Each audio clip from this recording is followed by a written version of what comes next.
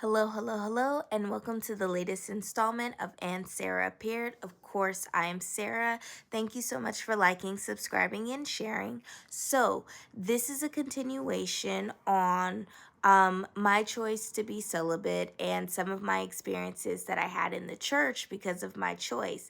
And with that being said, this is also a video series that is inspired by none other than Shannon Boudram and Shameless Maya. These are two YouTube content creators who have been in the game for, I think, like over the last decade. I love them. I believe I've been following them for about the last 8 years or so. I love Shannon's work. I love that she is a sex therapist. I think she's like a sex psychologist. But I love the approach that she always has to these topics around intimacy, relationships, and everyday life. And she also captures her life and the different things that go on in her life like in such a flawless way. So her and Shameless Maya, do you boo? I love Maya, and I've been following her for a while too. So I was so happy to see the girls back in town. I was so happy to see the girls back when they were doing their video.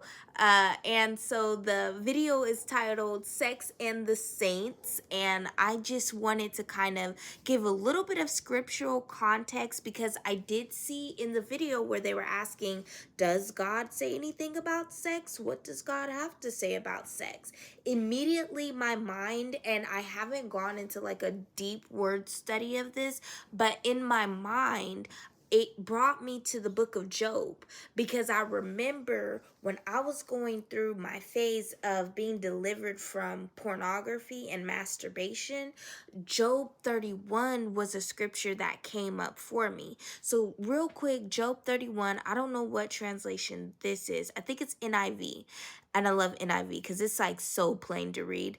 Um, but Job 31, verse 1 through 5 says, I made a covenant with my eyes not to look lustfully at a girl. For what is man's lot from God above, his heritage from the Almighty on high?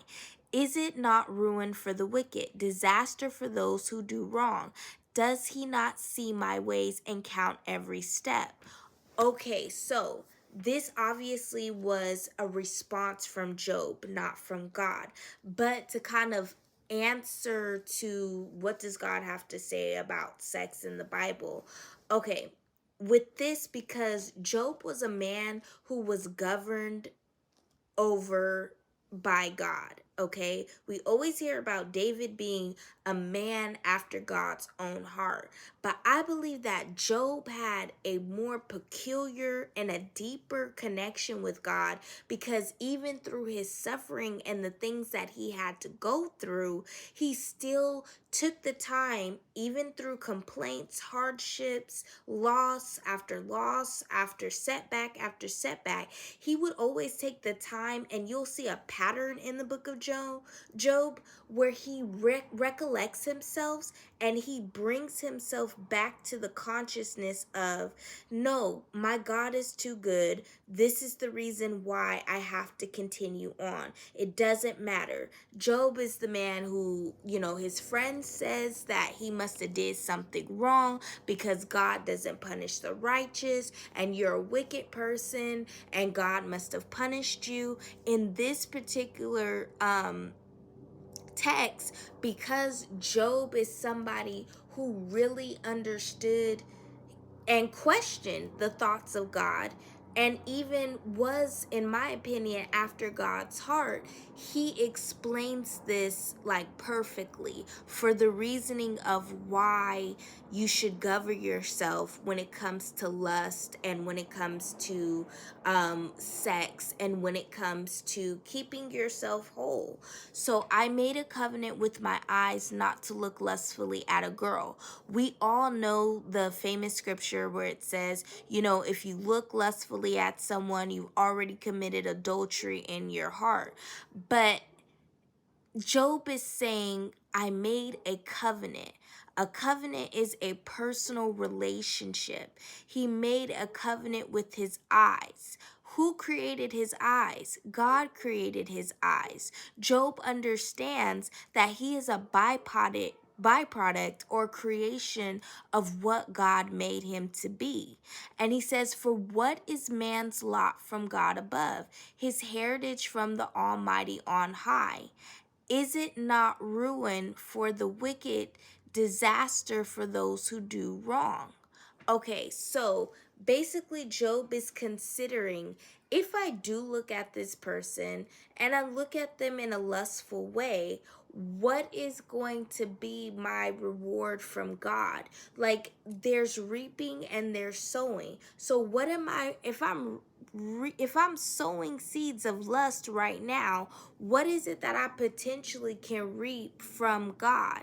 Is it not ruin for the wicked, disaster for those who do wrong? So he's asking, if I'm being wicked in my heart, if I'm going against the very vow that I made to God with my eyes, then aren't I not just going to face consequences later? Am I not going to face like disaster in the end? Does he not see, verse 5, does he not see my ways and count my every step? So Job is acknowledging, look, God knows my heart. He knows what I'm thinking. He knows what I'm feeling. He knows when I'm horny. He knows when I'm lustful. He knows when I want to masturbate. Like, so he knows this. So I'm not going to hide it from God. But instead of doing this from an aspect of I'm fearing God, Job is choosing to honor his body because he doesn't mention, oh, I'm fearing God. He mentions, I made a covenant with my eyes. Job had enough sense in that text to say, look, I I've already promised my eyes. I've already promised to honor myself. Whether you believe in my God or not, I promised myself, I owe it to myself not to degrade myself and bring myself to a low place just because somebody looks good. Verse 6 says, if I have walked in falsehood, or my foot has hurried after deceit, let God weigh me in honest scales, and he will know that I am blameless. If my steps have turned from the path, if my heart has been led from my eyes, or if my hands have been defiled. So hands being defiled, that can be, I interpret that as masturbation. So if my steps have turned from the path, if my heart has been led by my eyes, or if my hands have been defiled, my steps being turned from the path could be going down a path of sleeping with somebody that I have no business sleeping with. My heart has been led by my eyes. Guard your heart, beloved, because out of it flows the issues of life. We are to guard our heart, but not wall our heart. So Shameless Maya made a excellent point. She said that she decided to be celibate, but she was not wanting to like dangle her celibacy over marriage like a carrot. She did not want to hurry up and get married to somebody because she was horny. She didn't want to just sow her royal oats to somebody because, oh, this person's hot, this person's got it going on, this person has everything, that I would want in a man or a woman, and I'm hot in the pants and I just want to get it over right now, and oops, I might have already jumped up and slept with them and done this, that, and the other. But you know what, hey, what I'm gonna do, I'm gonna jump up and marry them because this is what I like, this is what I need. They do all the right things, they could put their legs behind their head, and this is it, this is the one for me. That's what I want. That's good, you should be sexually compatible, but is it enough? And is it the right path? And is it the right choice that we're making? Are we making choices just based off of something that's enticing us, or are we making choices based off of something that's of something that can actually sustain our hearts, something that actually can be compatible with us on a body, mind, soul, and a spirit level. And so Shameless Maya made an awesome point that she didn't want to dangle marriage over her celibacy like a carrot, to be able to say, oh, well, you know what? I'm going to hurry up and get married because, I'm feeling a little weak in my knees and I don't want to mess up. So I'm just going to say this person is the one so I can get this horniness out of my system. Okay, so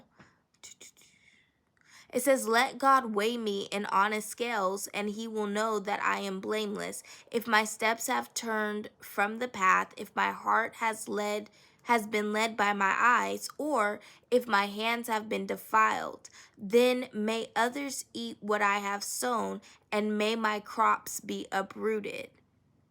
If my heart has been enticed by a woman, or if I have lurked at my neighbor's door, then may my wife grind another man's grain, and may other men sleep with her. So Job was actually a pretty progressive mind.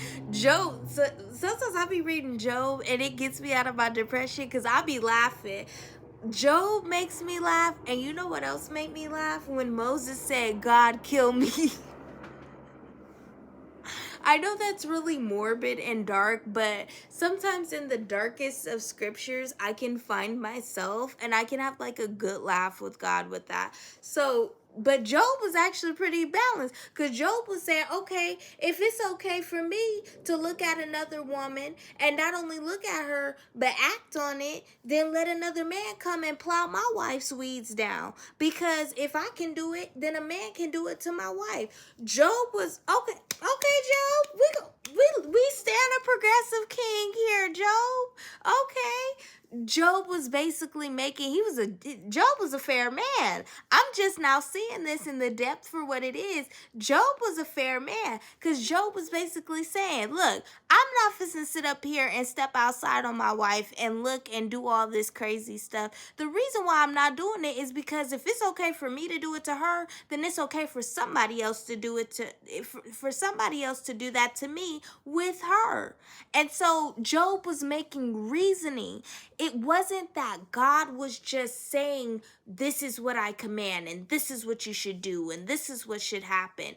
Job was a man that, like David, was after God's heart. But Job also questioned the ways of God, and Job also pondered upon the things that he was going through the lens of God. See, I believe that Job was a just man, and God obviously found him to be just and righteous because Job's reasoning was that of God. Job was looking at things like, okay, if we're going to balance the scales here, if we're going to look at it, you can't judge one sin and not judge the other. So I think with that is an excellent scripture that we have to look at. But when you look at the context of it, this is kind of foreshadowing.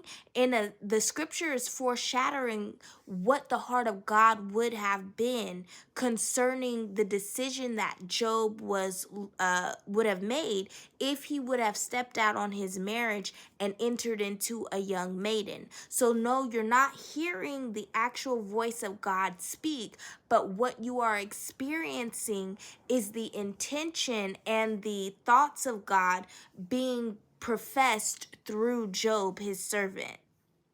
Bye for now.